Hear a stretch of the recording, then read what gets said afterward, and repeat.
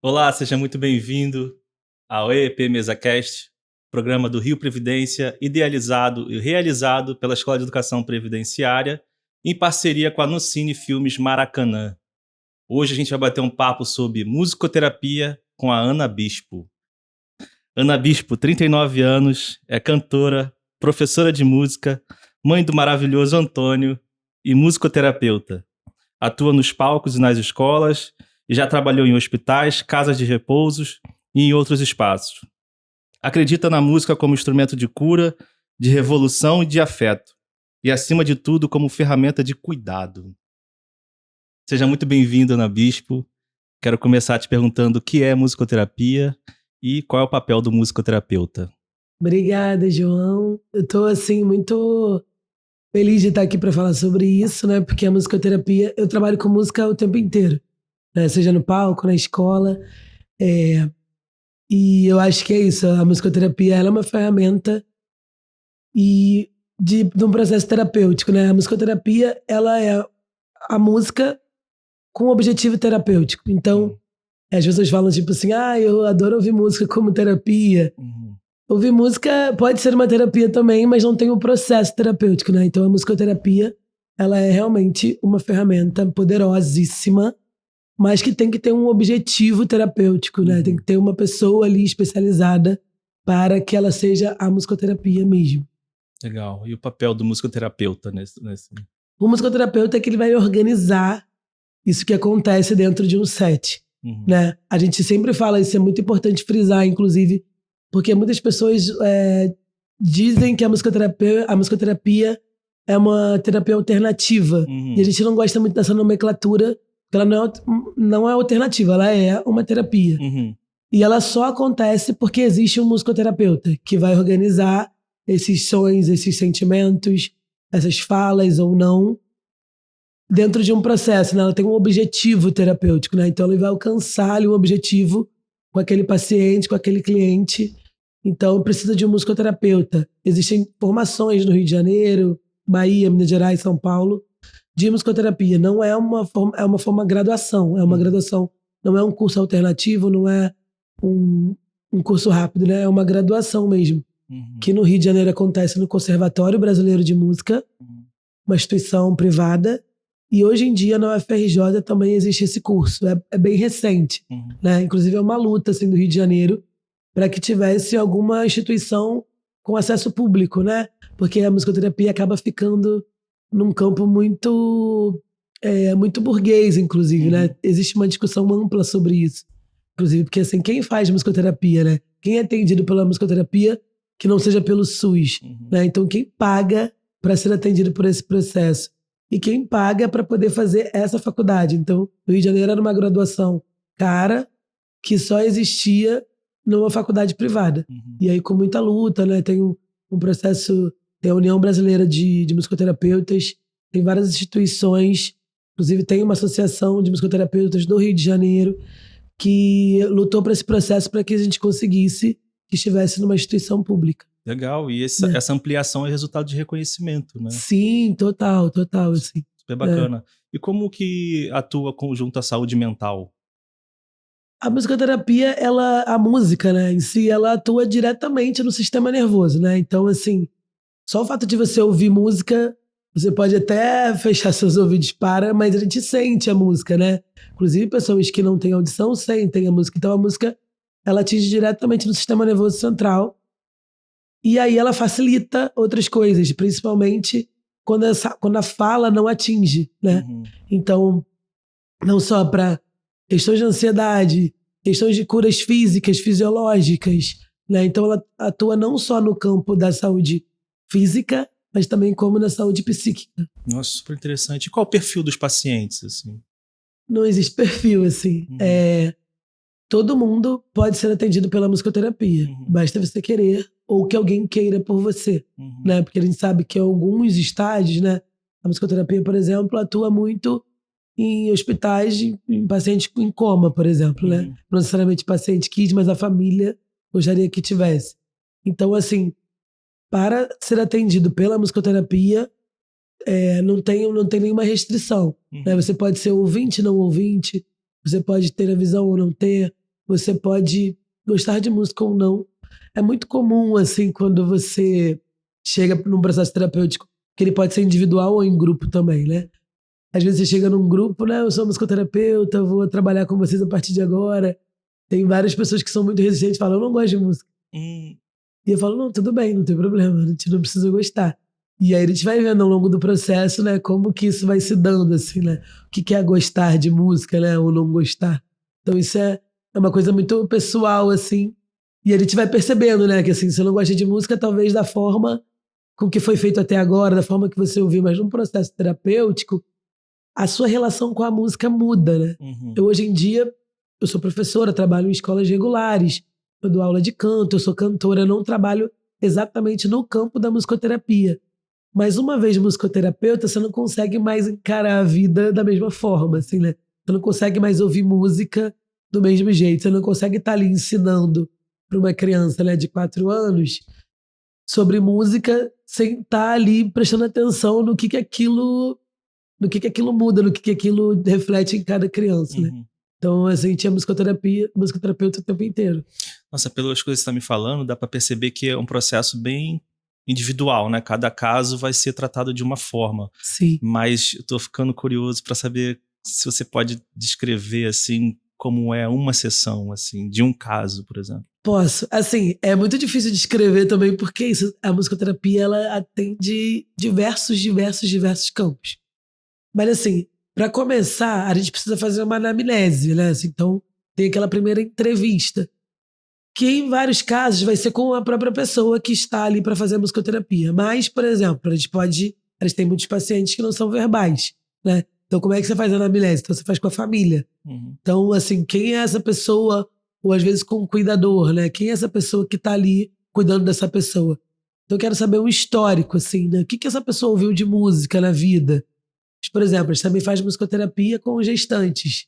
Legal. E aí eles também estão ali tratando daquele bebê que ainda nem chegou no mundo, né? Então, assim, o que essa mãe, o que essa pessoa que está gerando ali ouve? Que tipo de estímulos musicais alteram o humor da pessoa, né? Então, a gente faz essa primeira entrevista, que é essa anamnese, para saber, né, dessa bagagem que a pessoa tem, não só uma bagagem sonora, mas de história de vida mesmo, para a gente começar o processo. Então, isso já é o primeiro momento, né? E aí, depois, né, nas sessões, a gente vai traçar ali um objetivo. Às vezes esse objetivo é traçado junto com o paciente. Às vezes o paciente tem um objetivo e o musicoterapeuta tem outro, né? Então a gente vai ali nesse primeiro momento, a gente também traça um objetivo. Por que a gente está querendo fazer musicoterapia, né? Onde a gente está querendo chegar? E aí o musicoterapeuta, a partir disso, dessas informações, vai traçar o que caminho seguir, né? E esse caminho pode ser diverso. Eu trabalhei muitos anos na Casa Ronald McDonald, que é uma casa de assistência a pessoas que estão em tratamento oncológico no INCA. Na Casa Ronald, as crianças que estão lá, crianças e adolescentes, elas não têm nenhum médico, né? É uma casa que abriga as pessoas, né? Recebe as pessoas, porque o tratamento oncológico ele demora, né, um tempo. Então as pessoas vêm de outros lugares, são pessoas que não moram no Rio de Janeiro, por exemplo, para se hospedar. É uma casa de hospedagem. E tem vários tratamentos que não sejam médicos, né? Então é importante assim que a Casa Ronald é um lugar que não tem médicos. Os médicos estão lá no INCA. E aí, a princípio, a gente foi para lá para tratar das crianças que estavam sendo atendidas, crianças que estavam em tratamento de câncer. E a gente começou a perceber que ali tinham muitos cuidadores, né? A Casa Ronald antigamente era uma instituição que só poderiam acompanhar as crianças cuidadoras mulheres. Então tinham mães, avós e tias, irmãs mais velhas que acompanhavam essas crianças. Então não adiantava a gente só atender as crianças porque assim, estava vibrando ali que aquelas cuidadoras precisavam de uma atenção, né? Eram mulheres que deixavam as vidas, outros filhos, em prol daquela criança que elas estavam cuidando. E esse tratamento poderia durar uma semana, mas poderia durar meses, né? Então elas vinham sair das suas casas para receber esse tratamento. Então a gente começou a fazer o encontro com essas cuidadoras. E aí como é que era esse encontro? Ao mesmo tempo que eram pessoas que tinham relatos, que tinham coisas para falar, mas que tinham coisas para cantar. Então a gente começou a fazer um coral com essas cuidadoras. Nossa, que incrível. Então era muito maravilhoso. A gente começou o coral tomou uma proporção muito maior. Trabalhava com uma musicoterapeuta incrível, Beth Peterson, que até hoje tá aí super atuante no campus, uma mestra. E esse coral começou a se apresentar na rua, começou a se apresentar no dia do McLanche Feliz, Mac Dia Feliz. Então a gente levava para os McDonald's coral para se apresentar. Então isso trouxe, assim, uma outra pulsão de vida, né? Porque trabalhar num lugar que é o tempo inteiro de pessoas perdendo a vida, perdendo membros, né? Perdendo cabelo. Então, assim, isso trouxe uma vida a essas mulheres, né? Trouxe uma importância, né? Tipo, elas estavam ali não só para cuidar dos filhos, mas também para serem cuidadas, né? Então, era um trabalho totalmente diferente, sem instrumentos, através da voz. Então, a gente cantava. A escolha de repertório tinha a ver com o que elas estavam querendo dizer, o que elas estavam querendo falar. Em geral, falavam muito do amor. Então, assim, falavam muito dessa coisa de deixar seus companheiros em outros lugares. Várias questões que isso também trazia, né? Porque inicialmente só as mulheres podiam ficar nessa casa. Então, assim, que carga é essa que as mulheres precisam carregar de cuidadoras na saúde, na doença, né? Então, assim, era esse tipo de trabalho. Com as crianças era um outro trabalho. De trazer instrumentos. A gente primeiro conversava com as mães, conversava com as cuidadoras, conversava com as crianças. E aí tinha um monte de instrumento. Então, era uma coisa mais do brincar, né? Porque uma criança que está em tratamento oncológico já passa por muitas coisas, né? Tem que abandonar, às vezes, a escola, né? A família está em um outro lugar, em geral, em outro estado.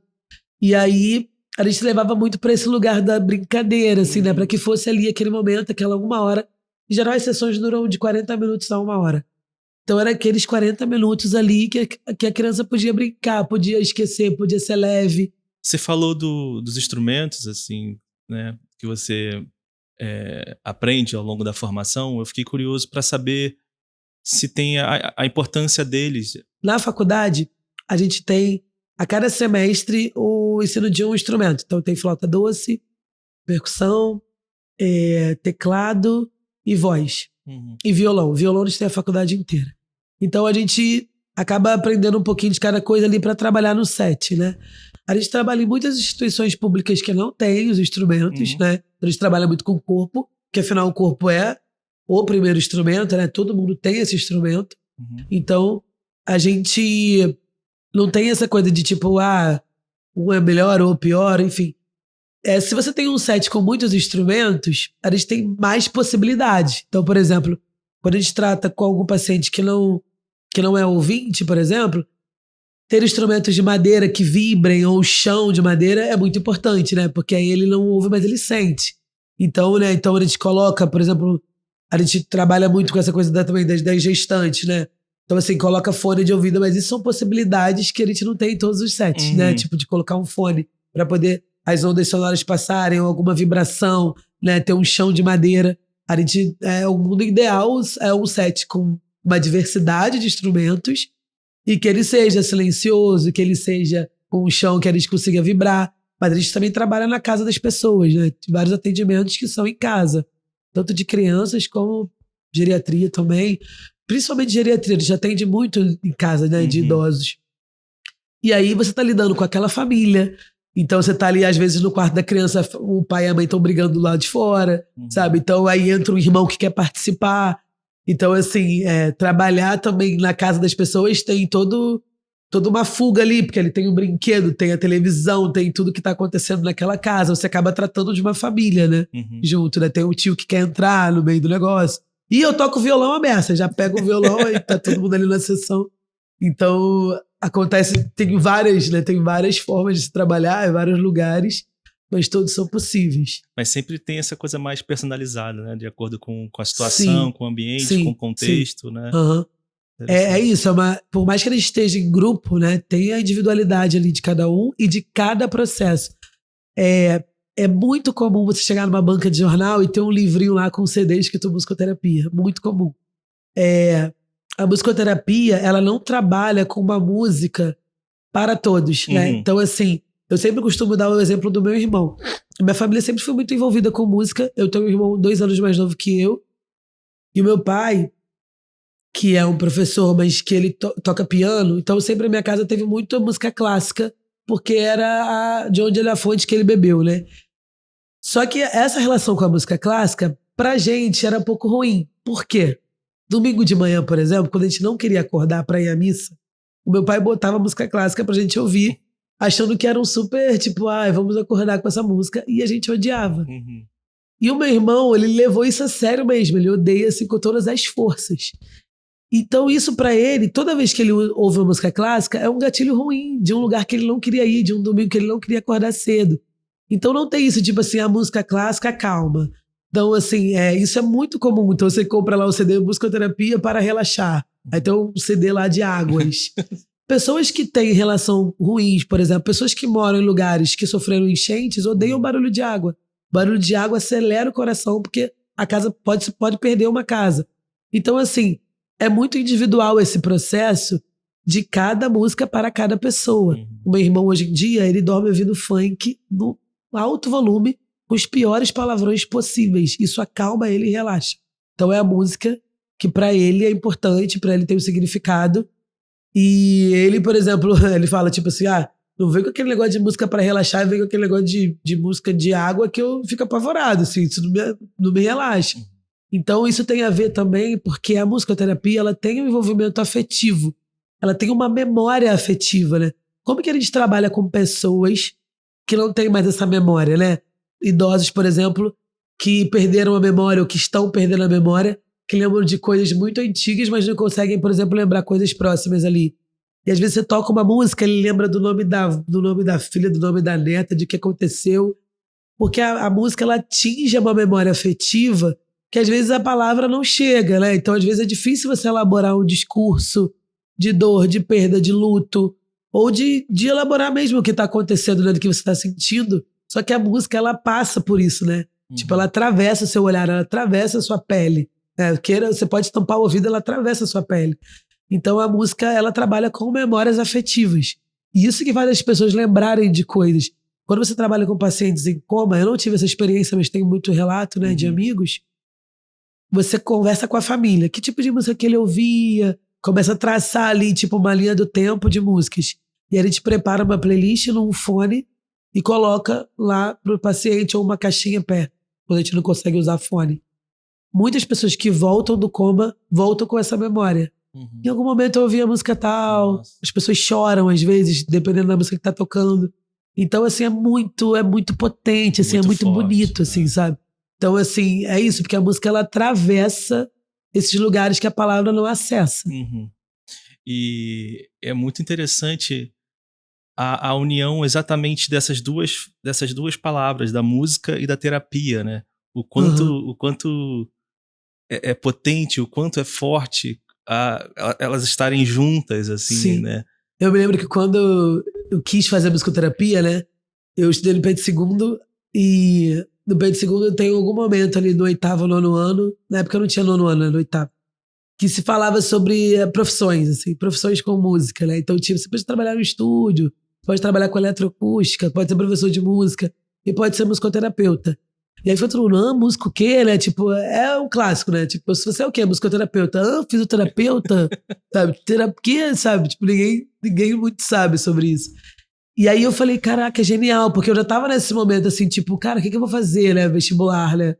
Eu queria muito música, mas eu adorava psicologia, então eu ficava assim, mas eu também não quero ser professora, afinal eu sou professora, amo o que eu faço, mas na época eu não queria. Então eu ficava muito assim, tipo, que eu queria muito saber essa coisa da mente, né, de comportamento, do corpo humano, da nossa cabeça. E eu já cantava, minha família é muito musical, assim, né? Minha mãe cantora, meu pai pianista, então a música estava muito ali comigo, mas eu não entendia muito bem, não dava para ser cantora como profissão, né? Então eu ficava meio assim. E aí quando falaram da musicoterapia, eu falei, cara, é isso. Então você vai na faculdade de musicoterapia, você abre corpos, disseca corpo, aí você tá ali estudando psicologia, daqui a pouco você tá tocando violão, entendeu? Então, assim, você abre o cérebro pra ver como é que é por dentro. Nossa. Então é muito maneiro, assim. É uma faculdade que eu falo que, assim, é uma faculdade que muita gente faz, inclusive, nem trabalha no campus, mas é que às vezes você precisa da faculdade pra você, sabe, assim. Então, assim, são aulas que são no conservatório, eu estudei no conservatório. Essa é uma coisa incrível, assim. Uma turma pequena, porque é isso, é uma faculdade paga e cara, né? Então minha turma tinha 9 alunos. A gente se fala até hoje, assim, porque era uma coisa muito profunda, assim, né? Você tá ali com 9 pessoas fazendo... Era uma faculdade que tinha aula todos os dias, assim, tipo, a gente passava a manhã inteira juntos e de tarde estagiando todos os dias. Então, assim, era uma imersão, assim, né? A gente ficava, tipo, bem imerso mesmo. A formatura da musicoterapia é a coisa mais linda do mundo, assim. Imagino. Porque aí toca a música que você escolheu, mas claro, todas as formaturas tocam a música que você escolheu, mas toca de uma forma diferente, assim, né? A gente canta junto, cada um com seu instrumento. Minha turma tinha gente que tocava violino, tinha gente que tocava violão com Gilberto Gil, sabe? Tipo, eram cantoras incríveis, assim. Muitas trocas, né? Muito. Que imagina a profundidade também, né? Porque você fica ali totalmente aberto, né? Porque pra você fazer a musicoterapia, você tem que experimentar em você.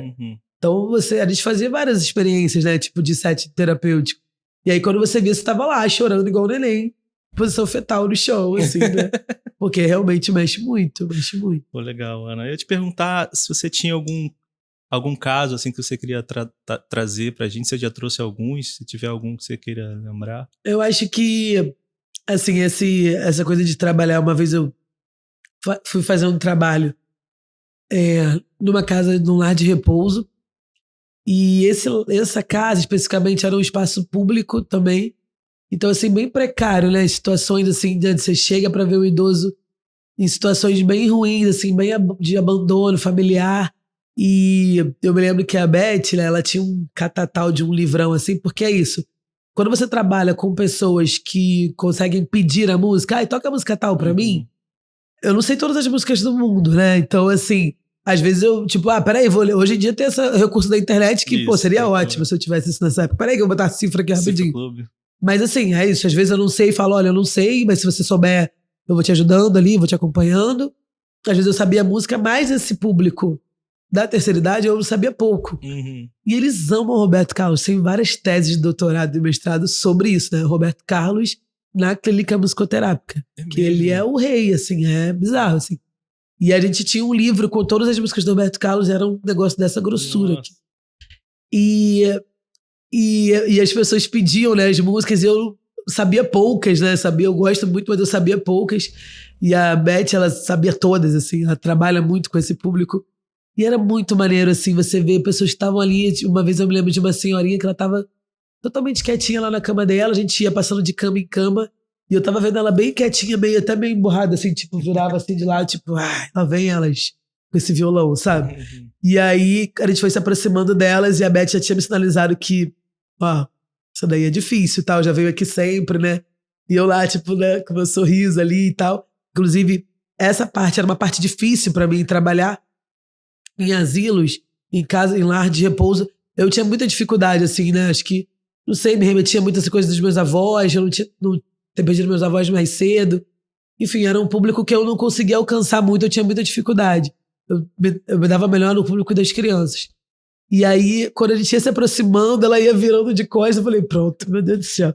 E aí ela falou, eu duvido que você sabe cantar música tal. E era Detalhes, do Roberto Carlos, que eu amava. E aí, quando eu comecei a cantar, eu não sabia tocar, eu cantei. E aí ela abriu um sorriso, assim, que ela quis me desafiar, porque eu era muito nova, né? E tipo, a Beth trabalhava lá, bem mais velha que eu e tal, então ela quis me desafiar, sabe? Essa garota não sabe.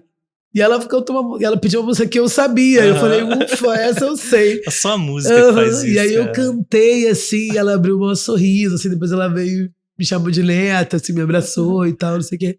Então, assim, foi muito gratificante, assim, pra mim. Foi muito a música legal. atinge esses espaços, né? Chega nesses lugares que a gente não consegue nem visualizar. E é isso, porque mexe tanto com a gente. E essa senhora, toda semana alguém musicoterapeuta ia lá, né? Uma vez por semana. E a pessoa sabe, né? Tipo, ela vem eles mexer com essas minhas emoções que às vezes eu não quero mexer, né? Só que às vezes ultrapassa. E é isso, quando a gente tá num grupo, ela vem ouvindo ali as músicas de todo mundo, que deve mexer com várias memórias dela, né? Que às vezes é isso, a musicoterapia não tá ali pra te alegrar, né? Não necessariamente, não tem a ver com alegria. Tem a ver com sentimentos, que às vezes vão trazer coisas ruins, às vezes vão trazer coisas boas, às vezes vão trazer lembranças desastrosas, às vezes vão trazer lembranças, né, que te trazem um cuidado, né? Então, assim, tudo, a gente trabalhar com afeto, trabalhar com música, a gente tá trabalhando com vários sentimentos ali diferentes, né?